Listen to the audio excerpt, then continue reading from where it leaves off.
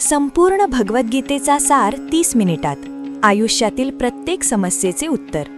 भगवद्गीतेचे हे 30 उपदेश तुम्हाला तुमच्या जीवनात प्रत्येक ठिकाणी खूप उपयोगी पडतील. आयुष्यातील प्रत्येक अडचणीत हे दिव्य उपदेश तुम्हाला मार्ग दाखवतील. या गोष्टी जाणून घेणे, समजून घेणे तुमच्यासाठी खूप आवश्यक आहे. म्हणूनच हे 30 उपदेश तुम्ही शेवटपर्यंत नक्की ऐका.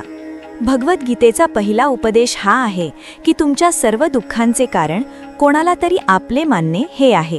तुम्ही कधी विचार करा, तुमच्या जीवनातील सर्व दुःखी, सर्व त्रास, सर्व चिंता तिथूनच सुरू होतात, जिथे तुमचा आपलेपणा असतो की हा माझा आहे, हा माझा आप्त आहे. तिथूनच तुमच्या जीवनात दुःख यायला सुरुवात होते. एका व्यक्तीकडे एक खूप मोठा राजवाडा होता. त्याने आयुष्यभराची सगळी संपत्ती लावून तो राजवाडा उभा केला होता. आजूबाजूच्या शहरांतील अनेक लोक त्याचा राजवाडा पाहायला येत असत. अनेक मोठे व्यापारी तो राजवाडा विकत घेण्याचा प्रयत्न करत होते, पण तो राजवाडा त्याचे अहंकार आणि त्याचे जगण्याचे कारण होते. त्याचा त्या राजवाड्यावर खूप मोह होता. एक दिवस तो बाजारात गेलेला असताना त्याच्या राजवाड्याला आग लागली. जेव्हा तो घरी परतला तेव्हा त्याने पाहिले की त्याचा राजवाडा आगीत जळत आहे. आपले घर आगीत जळताना पाहून त्याला इतके दुःख झाले की तो म्हणाला की जर हा राजवाडा राहणार नाही तर मी देखील जिवंत राहणार नाही. जर माझा राजवाडाच जळत असेल तर मी जगून काय करणार. तो देखील त्याच आगीत उडी मारण्याचा प्रयत्न करू लागला. तेव्हा कोणीतरी त्याला थांबवले आणि सांगितले की अहो, हा तुमचा जो राजवाडा आहे त्याचा सौदा काल तुमच्या मुलाने दुसऱ्या कोणाशी तरी केला आहे. जेव्हा त्याला समजले की हा राजवाडा आता माझा राहिला नाही, दुसऱ्या कोणाचा झाला आहे, तेव्हा त्याची सगळी चिंता संपली. ज्याप्रमाणे इतर लोक जळणाऱ्या राजवाड्याचा तमाशा बघत होते तसाच तोही उभा राहिला. इतक्यात त्याचा मुलगा आला. तो आपल्या मुलाला पाहून खूप आनंदित झाला आणि त्याला आशीर्वाद देऊ लागला की तुझ्यासारखा मुलगा खूप नशिबाने मिळतो. तू तर आज माझे आयुष्य वाचवले. या घराला आज आग लागली आणि तू कालच याचा सौदा करून टाकला. तो आपल्या वडिलांना म्हणाला की वडील, मी या राजवाड्याच्या सौद्यासाठी बोलण्या करायला गेलो होतो, पण सौदा अजून पक्का झालेला नाही. जेव्हा त्याच्या वडिलांनी हे ऐकले की अजून सौदा झालेला नाही, तेव्हा तो पुन्हा ढसाढसा रडू लागला, पुन्हा छाती पिटू लागला. राजवाडा तोच आहे, माणूस तोच आहे, पण जेव्हा राजवाडा माझा आहे तेव्हा तो दुःखही देतो, आनंदही देतो. पण जेव्हा तो माझा नाही, त्याच्याशी माझा कोणताही संबंध नाही, तेव्हा सगळे दुःखच संपून जातात. तसेच जीवनात जेव्हा कोणत्याही ठिकाणाला, कोणत्याही व्यक्तीला, कोणत्याही नात्याला, कोणत्याही कामाला आपण आपले मानतो, माझे मानतो, तेव्हाच सर्व दुःखांची सुरुवात होते. तिथूनच प्रत्येक त्रासाची सुरुवात होते. म्हणून श्रीमद भगवद्गीतेचा पहिला उपदेश हाच आहे की तुम्ही ज्या क्षणी कोणाला आपल्या जीवनाचे जगण्याचे कारण मानता की या व्यक्तीशिवाय मी जगूच शकत नाही, तेव्हा ती वस्तू, ती व्यक्ती, ते काम तुम्हाला खूप दुःख देते. गीतेचा दुसरा उपदेश हा आहे की अवश्यमेव कृतम कर्म शुभाशुभम. चांगले वाईट केलेले कर्म नक्कीच भोगावे लागते. तुम्ही कोणतेही कर्म केले असेल त्याचे फळ तुम्हाला नक्कीच भोगावे लागेल. जर तुम्ही चांगली कर्मे केली असतील तर नकळतपणे एखाद्या कठीण वेळी तुमचे चांगले कर्म तुम्हाला त्या अडचणीतून वाचवतील. जर तुम्ही वाईट कर्मे केली असतील, पाप केले असेल, तर त्याची शिक्षा देखील तुम्हाला नक्कीच मिळेल. तो माणूस कितीही लपून कर्म करो, कितीही चलाखीने कर्म करो, पण म्हणतात ना की त्या परमात्म्याच्या, ईश्वराच्या चारही बाजूंनी कॅमेरे लागलेले आहेत. आपल्या प्रत्येक कर्मावर ती प्रकृती, तो परमात्मा आपली नजर ठेवतो. आपल्या प्रत्येक कर्माचा हिशेब होतो. एका गावात 2 मित्र राहत होते. त्यांनी विचार केला की आपण या गावात धन कमवू शकत नाही. ते दोघे धन कमवण्यासाठी शहरात गेले. काही वर्षे तिथे राहून त्यांनी खूप धन कमावले. मग त्यांनी विचार केला की आता घरी परत जावे, पुरेसे धन कमावले आहे. त्या काळात प्रवासाची इतकी साधने नव्हती. ते आपल्या बैलांवरून प्रवास करत होते. चालता चालता वाटेत रात्र झाली. तेव्हा त्यांनी विचार केला की आज रात्र इथेच विश्राम करूया. एका मित्राने म्हटले की मी इथे राहून धनाची रक्षा करतो, तू बाजारात जाऊन जेवणाची व्यवस्था कर. जेव्हा तो मित्र बाजारात गेला तेव्हा त्याच्या मनात पाप आले. त्याने म्हटले, इतके पैसे आपण कमावले आहेत, जर मी याला इथे जंगलात मारले तर सर्व पैसे माझे होतील, नाहीतर मला त्याला अर्धे धन द्यावे लागेल. मनात हा वाईट विचार आल्यावर त्याने आपल्या मित्राच्या जेवणात विष मिसळले आणि जेव्हा तो ते जेवण घेऊन आपल्या मित्राजवळ गेला तेव्हा त्याचा मित्र ते विषारी जेवण खाऊन तिथेच मरण पावला. तो व्यक्ती सर्व धन घेऊन आपल्या घरी परत आला. मग त्याच्या घरी एका मुलाचा जन्म झाला. जेव्हा त्याचा मुलगा जन्माला आला तेव्हा तो खूप आजारी राहत असे. त्याने आपल्या जीवनात जे काही धन कमावले होते ते सर्व धन त्याच्या मुलाच्या उपचारांमध्येच संपून गेले. मुलगा मोठा होत गेला आणि त्याचे धन नष्ट होत गेले. जेव्हा त्याचा मुलगा थोडा मोठा झाला तेव्हा त्याच्या वडिलांनी विचारले की बाळा, तू इतका आजारी का राहतो? तू बरा का होत नाहीस? मी माझ्या आयुष्यातील सर्वस्व तुझ्यावर लावले, पण तरीही तुझी तब्येत ठीक राहत नाही. तेव्हा त्याच्या मुलाने सांगितले, कोणता मुलगा आणि कोणता पिता? मी तुझा तोच मित्र आहे ज्याला तू जंगलात विष देऊन मारले होतेस, पण मी माझा तो हिशेब पूर्ण करण्यासाठी तुझ्या मुलाच्या रूपात तुझ्या घरी आलो आहे. आता माझा आणि तुझा हिशेब बरोबर आणि माझे जीवन आता इथेच समाप्त होते. तर गीतेचा उपदेश आपल्याला हेच शिकवतो की कोणी स्वतःला कितीही चलाख, हुशार समजत असो, पण जर त्याने वाईट कर्म केले असेल तर आज नाही तर उद्या त्याला त्याचे फळ भोगावेच लागेल. कोणताही व्यक्ती त्याने केलेल्या कर्माशिवाय, ते भोगल्याशिवाय कधीही सुटू शकत नाही. गीतेचा तिसरा उपदेश हा आहे की आजमध्ये जगा, उद्याची चिंता करणे सोडून द्या. जो कोणी व्यक्ती आपल्या गेलेल्या भूतकाळात किंवा आपल्या येणाऱ्या भविष्यात हरवलेला असतो तो आयुष्यात कधीही आनंदी राहू शकत नाही. तुम्हाला जीवनात आनंद फक्त आणि फक्त तेव्हाच मिळू शकतो जेव्हा तुम्ही वर्तमानात जगू शकाल, आजच्या आनंदाचा अनुभव घेऊ शकाल. गेलेल्या कालखंडाचे आणि येणाऱ्या कालखंडाचे कोणतेही वास्तविक अस्तित्व नसते. ते फक्त तुमच्या बुद्धीमध्ये आणि तुमच्या विचारांमध्ये असते. त्याची कोणतीही वास्तविकता नसते. त्याला फक्त तुम्ही आपल्या मनाच्या आत आणि बुद्धीच्या आत जगता. पण ज्याला तुम्ही वास्तविकतेत जगता तो तुमचा आज असतो, तो तुमचा चालू क्षण असतो. जर तुम्ही आपले मन आणि बुद्धी आपल्या उद्यामध्ये अडकवून ठेवाल, आपल्या भूतकाळात आणि भविष्यकाळात अडकवून ठेवाल, तर लक्षात ठेवा, तुम्ही कधीही आनंदी राहू शकणार नाही. आणि जर जीवनात आनंदी राहायचे असेल तर आजमध्ये आणि याच क्षणी जगायला शिका. गीतेचा चौथा उपदेश हा आहे की जो तुमच्यासोबत अधर्म करतो, पाप करतो, चुकीचे करतो, त्याला शिक्षा नक्कीच द्यायला हवी. जर तुम्ही त्याला सहन केले तर तो तुमच्यासोबत आणखी चुकीचे करेल. जर तुम्ही त्याला सहन केले तर तुम्ही देखील त्याच्या पापाचे भागीदार व्हाल. अर्जुनाने श्रीकृष्णाला सांगितले की ज्यांच्यासोबत मी युद्ध करायला जात आहे ते सर्व माझे भाऊ आहेत, माझे गुरुजन आहेत. मी त्यांच्यासमोर शस्त्रे कशी उचलू, त्यांना कसे मारू? तेव्हा भगवान श्रीकृष्णाने अर्जुनाला सांगितले की ज्यांना तू आपले मानतो आहेस ते सर्व अधर्मी आहेत, ते पापाच्या बाजूने उभे आहेत. आणि जर तू त्यांचा वध करणार नाहीस, युद्ध करणार नाहीस, तर समाजात आणखी पाप वाढेल. कारण जेव्हा कोणी अशा पाप्यांना थांबवत नाही तेव्हा ते आणखी जास्त पाप करतात. तसेच जेव्हा तुमच्यासोबत कोणी चुकीचे करतो, तुम्हाला दुखावतो, त्रास देतो आणि तुम्ही ते शांतपणे सहन करत राहता, तेव्हा समोरच्या व्यक्तीला बळ मिळायला लागते. तो तुम्हाला कमजोर समजू लागतो आणि तुमच्यासोबत चुकीचे करणे हा आपला हक्क समजू लागतो. पण जेव्हा तुम्ही त्याच्या चुकीच्या वर्तनाला, त्याच्या अधर्माला थांबवता, त्याचा विरोध करता, तेव्हा त्याला आपल्या मर्यादेत राहायला शिकावे लागते. हे कलियुग आहे. जर या जमान्यात तुम्हाला आनंदी राहायचे असेल तर तुम्हाला स्वतःचे रक्षण स्वतःच करावे लागेल. कोणी तुमच्यासोबत चुकीचे केले तर ते कधीही सहन करू नये, उलट त्याचा सामना करायला हवा. गीतेचा पाचवा उपदेश हा आहे की कोणाशीही प्रमाणापेक्षा जास्त मोह कधीही करू नका. तुम्ही ज्यात सर्वात जास्त मोह लावाल, बघा, ते तुम्हाला नक्कीच रडवेल. मोहामुळेच तुम्ही कोणाच्या तरी मागे वेडे होता. मोहामुळेच तुम्हाला अनेकदा स्वतःचा अपमानही सहन करावा लागतो. आणि अनेक लोकांना तर मोहामुळे आपला अपमान दिसतही नाही की समोरची व्यक्ती माझा आदरही करत नाहीये आणि मी तिच्या मागे वेडा झालो आहे. मोह तुमच्या डोळ्यांवर अशी पट्टी बांधतो की तुम्हाला खरे आणि खोटे दिसतच नाही. तुम्हाला कोणत्याही व्यक्तीचा खरा चेहरा दिसत नाही. तुम्ही जे पाहता, जे ऐकता, त्यावरच विश्वास ठेवता. मग तुम्हाला कितीही वेदना मिळत असोत. जर तुम्हाला एखाद्या व्यक्तीला व्यवस्थित समजून घ्यायचे असेल, कोणाची सत्यता जाणून घ्यायची असेल, तर त्यासाठी हे खूप आवश्यक आहे की तुम्ही त्याच्या मोहातून लवकर बाहेर पडावे.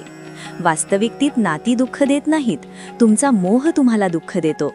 ज्या दिवशी मोह संपेल त्या दिवशी तुम्हाला कोणत्याही नात्यातून कोणतेही दुःख मिळू शकणार नाही, कारण तुम्हाला मग कोणताही फरक पडणार नाही. गीतेचा सहावा उपदेश हा आहे की तुम्ही ते करू नका जे सर्व लोक करतात, उलट ते करा जे तुमच्यासाठी योग्य आहे.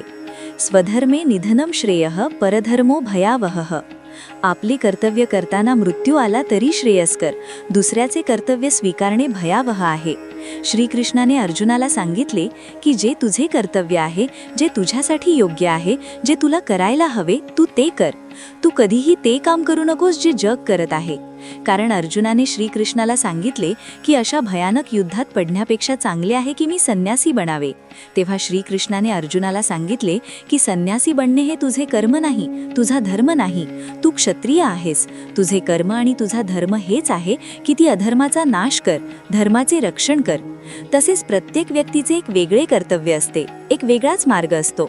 तर कधीही त्या मार्गावर जाऊ नका जिथे सगळी गर्दी जात आहे.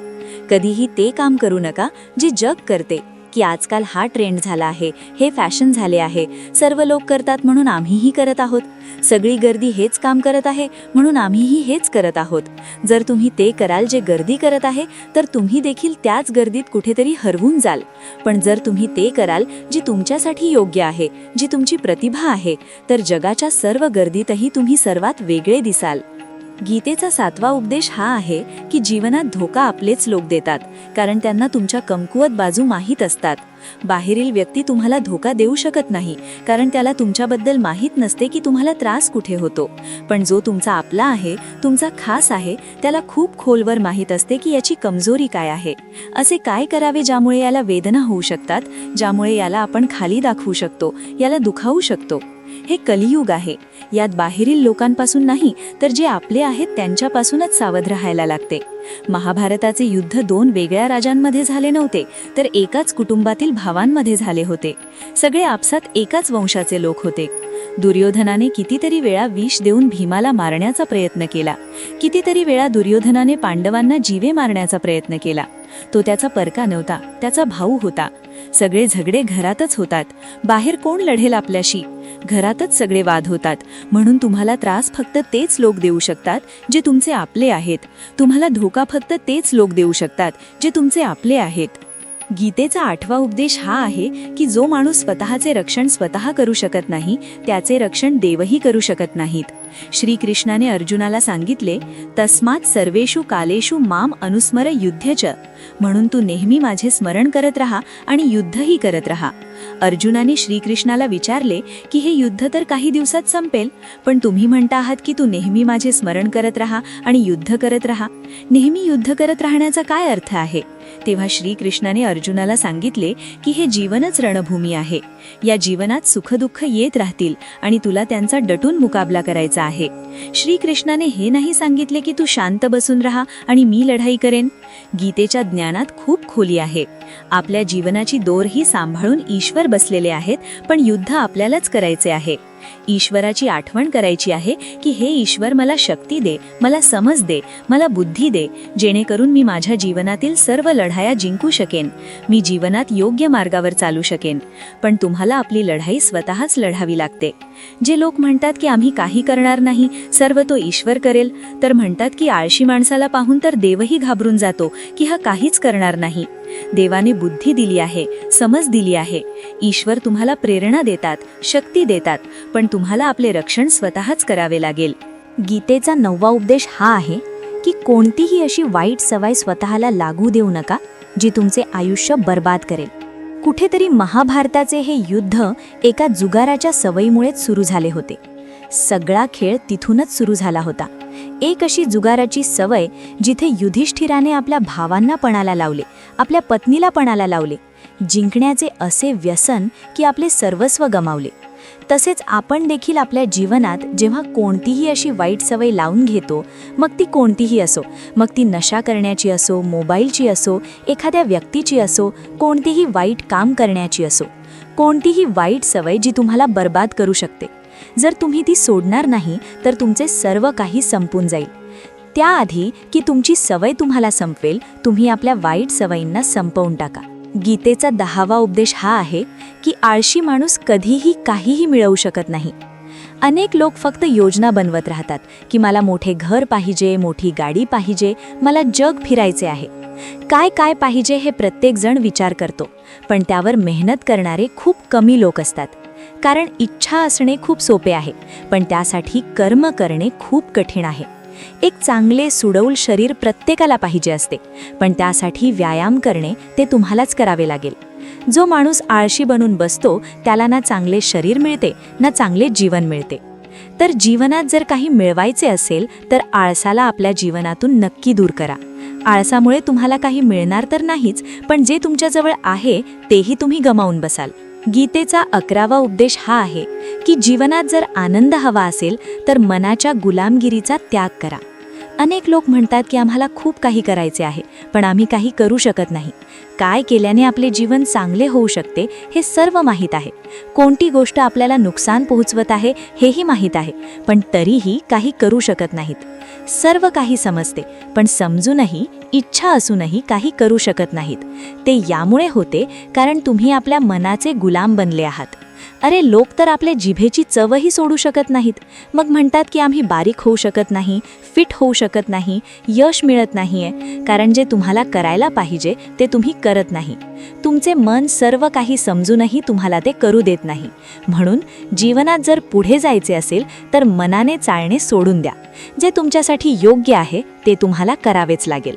गीतेचा 12वा उपदेश हा आहे की जे तुमचे आहे ते तुम्हाला मिळूनच राहील, आणि जे तुम्हाला मिळाले नाही त्यासाठी रडणे सोडून द्या. तुम्ही ज्यासाठी जेवढे रडाल ती गोष्ट तुमच्यापासून तेवढी दूर जाईल, आणि जी गोष्ट खऱ्या अर्थाने तुमची आहे ती कुठून तरी तुमच्यापर्यंत नक्की पोहोचेल. म्हणून जे तुम्हाला जीवनात मिळत नाहीये किंवा मिळाले नाही त्याची खंत बाळगणे, त्यासाठी रडणे तुम्ही पूर्णपणे बंद करून टाका. गीतेचा 13वा उपदेश हा आहे की तुम्ही जगावर जेवढे प्रेम लावाल तेवढाच जीवनात दुःख आणि वेदनांचा अनुभव कराल. गीतेचा 14वा उपदेश हा आहे की ज्या व्यक्तीला लहान सहान गोष्टींवर राग येतो, सुख आणि शांती त्याच्या जीवनात कधीही येऊ शकत नाही. कारण जो माणूस खूप जास्त क्रोधी असतो ना, त्याचे सर्व मित्र त्याला सोडून जातात. तो मनातही कुढत राहतो, तो आपल्या मनातही वेदनेतच जगतो, त्रासातच जगतो. जास्त राग करून, जास्त क्रोध करून जे काही तुमच्याजवळ आहे बघा, तुम्ही ते नष्ट कराल, आणि अशा व्यक्तीला शांती तर कधीच मिळणार नाहीये. म्हणून आपल्या जीवनात शांती हवी असेल तर लहान सहान गोष्टींवर राग करणे सोडून द्यायला हवं. गीतेचा 15वा उपदेश हा आहे की तुम्ही कोणाला मदत करा किंवा नका करू, पण जाणीवपूर्वक कधीही कोणाचे मन दुखवू नका. कारण जेव्हा तुमच्यामुळे कोणाचे मन दुखते ना, तेव्हा लक्षात ठेवा, तुम्हालाही ती वेदना एक दिवस नक्की मिळेल. कारण जेव्हा तुम्ही कोणाचे मन दुखावता तेव्हा तुम्हाला कळत नाही, पण जेव्हा कोणी तुमचे मन दुखावतो तेव्हा तुम्हाला समजते की हृदयावर आघात झाल्याने किती वेदना होते. म्हणून तुम्ही कोणाला मदत करा किंवा नका करू, पण कोणाचे मन कधीही दुखवू नये. गीतेचा 16वा उपदेश हा आहे की जो कठीण वेळी, जो दुःखाच्या वेळी तुमची साथ देतो, फक्त तोच तुमचा आपला आहे, बाकी सर्व परके आहेत. आपलेपणाचं नाटक करणारे खूप लोक असतात, मोठ्या मोठ्या गोष्टी करणारे खूप लोक असतात की आम्ही तुमच्यावर खूप प्रेम करतो, कोणतेही दुःख असो, कोणताही त्रास असो, आम्हाला आठवण करा. लोक दुःख उचलण्याची बोलणी करतात, लोक येण्या जाण्याची बोलणी करतात, हात मिळवायला तर व्यवस्थित माहीत नसते आणि हृदयापासून मिळण्याची बोलणी करतात. जेव्हा खऱ्या अर्थाने तुमच्या जीवनात त्रास येईल ना, तेव्हा तुम्हाला समजेल की तुमची साथ देण्यासाठी कोण उभा आहे. कारण त्यावेळी सर्व लोक पळून जातात, कारण लोकांना माहीत असते की हा व्यक्ती आपल्याजवळ आला तर आपल्याकडे मदतच मागेल, आपल्याला काही देऊ शकणार नाही. लोक तुमच्यासोबत फक्त तेव्हाच संबंध ठेवतात की तुम्ही त्यांना काही देऊ शकता, त्यांना तुमच्याकडून काही फायदा होऊ शकतो. पण जेव्हा लोकांना हे माहीत होते, समजते की त्यांना तुमच्याकडून काही फायदा होणार नाही, उलट त्यांना तुमची मदत करावी लागेल, तेव्हा ते तुम्हाला दुरूनच पाहून पळून जातात. म्हणून जो तुमच्या कठीण वेळी तुमच्या सोबत उभा राहील, फक्त तोच तुमचा आपला असतो. बाकी या जगात सर्व परके आहेत, कारण फक्त आपला आपला म्हणण्याने कोणी आपले होत नाही. गीतेचा 17वा उपदेश हा आहे की जे काही होते ते चांगल्यासाठी होते, जे होत आहे तेही चांगल्यासाठी होत आहे, आणि जे येणाऱ्या भविष्यात होईल तेही चांगल्यासाठीच होईल. खरं तर ही खूप खोल गोष्ट आहे. जीवनात काही गोष्टी अशा घडतात ज्या आपल्याला वाटतात की माझ्यासोबतच असे का झाले, माझ्यासोबतच हे सर्व व्हायला हवे होते. पण जेव्हा तो काळ निघून जातो तेव्हा एका दिवशी आपल्याला समजते की जर आमच्यासोबत हे सर्व झाले नसते तर आज आम्ही या ठिकाणी नसतो. जर माझ्यासोबत हे सर्व झाले नसते तर कदाचित आमचे आयुष्य आणखी बर्बाद होऊ शकले असते. म्हणून जर आपल्याला हे समजले की जीवनात जे काही होत आहे ते सर्व चांगल्यासाठी होत आहे, तर आपण जीवनात नेहमी आनंदी राहू. गीतेचा 18वा उपदेश हा आहे की प्रत्येक काम समजदारीने करणे हेच योग असते. योगः कर्मसु कौशलम, कर्मामध्ये कुशलता असणे हेच योग आहे. अनेक लोक काम तर करतात पण त्यांना काही मिळत नाही. खूप लोक म्हणतात की आम्ही खूप मेहनत करतो तरीही जीवनात यश मिळत नाहीये. खूप काही केल्याने, खूप मेहनत केल्याने तुम्हाला यश मिळणार नाही, पण योग्य पद्धतीने समजेसोबत काम केल्याने तुम्हाला जीवनात यश नक्की मिळेल. गीतेचा 19वा उपदेश हा आहे की कधीही कोणत्याही गोष्टीचा अतिरेक करू नये. कोणतीही गोष्ट प्रमाणापेक्षा जास्त करू नका. कोणावर प्रेमही प्रमाणापेक्षा जास्त करू नका. कोणाचा द्वेषही प्रमाणापेक्षा जास्त करू नका. प्रमाणापेक्षा जास्त गोडही वाईट, प्रमाणापेक्षा जास्त कडूही वाईट. प्रमाणापेक्षा जास्त आरामही तुम्हाला आजारी करेल. प्रमाणापेक्षा जास्त खाणेही तुम्हाला आजारी करेल. प्रमाणापेक्षा जास्त उपाशी राहणेही तुमचे नुकसान करेल. आणि प्रमाणापेक्षा जास्त जागणेही तुमचे खूप नुकसान करेल. तर जीवन संतुलनासोबत जगायला हवं. ज्या क्षणी तुम्ही संतुलन गमावता त्याच क्षणी तुमच्या जीवनात दुर्घटना होते. गीतेचा 20वा उपदेश हा आहे की ज्याला तुम्ही सर्वात जास्त महत्त्व द्याल तो तुम्हाला कधीही महत्त्व देणार नाही.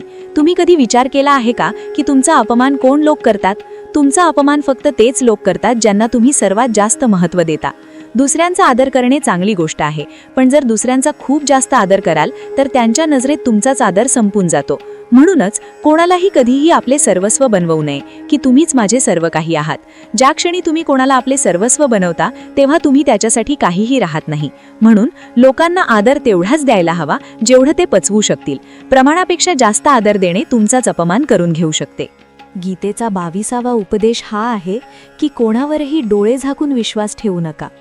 जसे महाभारताच्या कथेत दुर्योधनाने कितीतरी वेळा षड्यंत्र करून पांडवांना मारण्याचा प्रयत्न केला, आगीत जाळण्याचा प्रयत्न केला, आणि ते धर्मावर चालणारे लोक वारंवार त्याच्या बोलण्यावर विश्वास ठेवत होते. हे वेगळे आहे की ईश्वर त्यांचे रक्षण करत होते, पण ज्याला ते आपला भाऊ समजत होते, ज्याला ते आपले सगळे समजत होते, ज्यावर ते विश्वास ठेवत होते, तोच त्यांना मारायला इच्छित होता. म्हणूनच विश्वास ठेवताना आपले डोळे नक्की उघडे ठेवा. गीतेचा 23वा उपदेश हा आहे की ज्याच्यासोबत सत्य आणि ईश्वराची शक्ती आहे, भलेही संपूर्ण जग त्याच्या विरोधात उभे राहो, पण शेवटी विजय त्याचाच होतो. श्रीमद भगवद्गीतेत 18 अध्याय आहेत, 700 श्लोक आहेत. गीतेचा शेवटचा श्लोक आहे, यत्र योगेश्वरः कृष्णो यत्र पार्थो धनुर्धरः तत्र श्रीर विजयो भूतिर् ध्रुमा नीतिर्मतिर्मम. धृतराष्ट्र वारंवार संजयाला विचारत होता की सांग, युद्धात कोण जिंकत आहे, कोण हारत आहे? कारण त्याला विश्वास होता की महापराक्रमी भीष्म पितामह माझ्या बाजूने आहेत, गुरु द्रोणाचार्य माझ्या बाजूने आहेत, कर्ण माझ्या बाजूने आहे, तर आम्हाला कोण हरवू शकतो? पण संजयाने धृतराष्ट्राला सांगितले की जिथे ईश्वर आहे, जिथे सत्य आहे, तिथे नेहमी विजय होतो. तुमच्याजवळ कितीही शक्ती का असेना, पण सत्य आणि ईश्वर ज्याच्यासोबत उभे राहतील त्याला या जगात कोणीही हरवू शकत नाही. गीतेचा 24वा उपदेश हा आहे की जीवनात भांडण तंट्यांपासून वाचायला हवे, पण जेव्हा तुमच्या चरित्र, सन्मान आणि अधिकाराची गोष्ट येते तेव्हा लढायलाही हवे. अर्जुनही महाभारताचे युद्ध करू इच्छित नव्हता, कारण समोर त्याचे आपले उभे होते.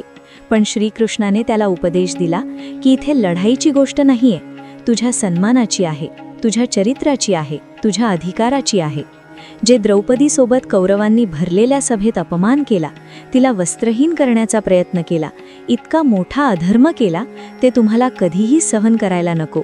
म्हणून जेव्हा तुमच्या चरित्रावर, तुमच्या सन्मानावर गोष्ट येते तेव्हा तो आपलाच का असेना, तुम्हाला त्याच्यासोबत नक्कीच लढायला हवे. गीतेचा 25वा उपदेश हा आहे की कितीही वाईट वेळ आली तरी जो माणूस जीवनात हिंमत हारत नाही तो सर्व काही मिळवू शकतो. जेव्हा पांडवांनी जुगारामध्ये सर्व काही गमावले, त्यांना 12 वर्षांचा वनवास मिळाला आणि 1 वर्षाचा अज्ञातवास मिळाला. ते भिक्षा मागून आपले आयुष्य जगत होते, जंगलांमध्ये भटकत होते, भयानक जनावरांच्या मध्ये. पण इतका कठीण काळ सोसूनही शेवटी विजय त्यांचाच झाला, कारण त्यांनी आपल्या मनात कधीही हिंमत गमावली नव्हती. तसेच तुमच्या जीवनात कितीही कठीण वेळ का असेना, पण तुमच्यात जर हिंमत असेल तर विजय तुमचाच होईल. गीतेचा 26वा उपदेश हा आहे की जे दुसऱ्याचे आहे त्यावर कधीही अधिकार जमवू नका. जेव्हा शकुनीने षड्यंत्र करून पांडवांना हस्तिनापूरपासून वेगळे केले, एक खांडवप्रस्थ नावाचे राज्य दिले, जिथे जमीनही नापीक होती, जेथे काहीही होऊ शकत नव्हते. पण पांडवांनी ते शहर इतके सुंदर बनवले, इतके वैभवशाली बनवले की हस्तिनापूरही त्याच्यापुढे फिके वाटू लागले. आणि त्यांचे ते वैभव पाहून, सुख पाहून दुर्योधन आतून जळत होता. त्याने अनेक बेईमानी करून, षड्यंत्र करून त्यांचे ते खांडवप्रस्थही त्यांच्याकडून हिरावून घेतले. जी वस्तू त्याची नव्हती त्यावर त्याने कब्जा केला. तर त्याचा शेवटचा परिणाम हाच झाला की जी वस्तू त्याच्याजवळ होती तीही त्याच्याजवळ राहिली नाही. म्हणून जे तुमचे नाही त्यावर कधीही अधिकार जमवू नका. गीतेचा 27वा उपदेश हा आहे की तोच माणूस जीवनात यशस्वी मानला जाईल जो आतून नेहमी आनंदी राहतो. बाहेरून तर सर्वच जण आनंदी दिसतात, पण आतून माणूस अशांतीने भरलेला असतो. खूप पैसे कमावले, यश मिळवले, पण ते यश खरे नाही. खरे यश तेव्हा मानले जाईल जेव्हा तुमचे मन आनंदी राहत असेल. गीतेचा 28वा उपदेश हा आहे की तुम्ही जसे अन्न खाल तसे तुमचे मन आणि तुमची बुद्धी होईल. तुम्ही तसेच कर्म कराल, तसेच आचरण कराल. सात्विक अन्न खाल तर तुमचे मनही सात्विक असेल. सात्विक व्यवहारही कराल. विचारही तुमचे चांगले असतील. तमोगुणी आणि रजोगुणी आहार कराल तर तुमची बुद्धीही तशीच होईल. तुम्ही कामही तसेच कराल. श्रीकृष्णाने भगवद्गीतेत सात्विक, राजसी आणि तामसी या तीनही आहारांचे विस्तारपूर्वक वर्णन केले आहे की काय खायला हवे, काय नाही खायला हवे. पण सार हेच आहे की जो मनुष्य सात्विकतेने भोजन करतो, सात्विक भोजन करतो, त्याला जीवनात शांती आणि सुख नक्की मिळते. गीतेचा 29वा उपदेश हा आहे की वाईट माणूस कधीही आपली वाईट सवय सोडणार नाही. तुम्ही त्याच्यासोबत कितीही चांगले वागा, तो तुम्हाला त्रास देणारच. म्हणून जो जसा आहे तुम्ही त्याच्यासोबत तसेच वागा. वाईट माणसासोबत तुम्ही कितीही चांगले बनण्याचा प्रयत्न करा, तो कधीही चांगला बनणार नाही. दुर्योधन जंगलात पांडवांना मारण्यासाठी गेला होता, पण तिथे भिल्लांनी दुर्योधनाला पकडले. त्याचा मित्र कर्णही त्याला सोडून पळून गेला. ते भिल्ल दुर्योधनाला मारू इच्छित होते, पण युधिष्ठिर आपल्या भावाचे रक्षण करण्यासाठी तिथे पोहोचला. त्याच्या जीवनाची रक्षा केली, पण त्यानंतरही तो नेहमी पांडवांचे नुकसानच करत राहिला. म्हणून जर कोणी माणूस वाईट आहे तर त्याच्यासोबत तुम्ही जास्त चांगले बनण्याचा प्रयत्न करू नका. जो जसा आहे तुम्ही त्याच्यासोबत तसेच वागा. गीतेचा 30वा उपदेश हा आहे की जो माणूस आपली कामे वेळेवर पूर्ण करत नाही, वेळेची कदर करत नाही, त्याच्या जीवनातील सर्व वेळ व्यर्थच समाप्त होतो. कारण वेळ हेच तुमचे जीवन आहे. जर तुम्ही वेळेला व्यर्थच नष्ट करत राहाल, व्यर्थ कामांमध्ये घालवाल, तर तुम्हाला जीवनात काहीही मिळणार नाही. जर जीवनात काही मिळवायचे असेल तर वेळेची कदर नक्की करा. जो कोणी व्यक्ती गीतेच्या या 30 उपदेशांना रोज ऐकेल, समजून घेईल, तर जीवनातील कितीही कठीण वेळ का असेना, त्याला अशा कठीण वेळीही मार्ग नक्कीच मिळेल. मला आशा आहे की हा व्हिडिओ तुम्हाला नक्की आवडला असेल. व्हिडिओ आवडला असेल तर एक लाईक नक्की करा आणि कमेंटमध्ये जय श्रीकृष्ण नक्की लिहा.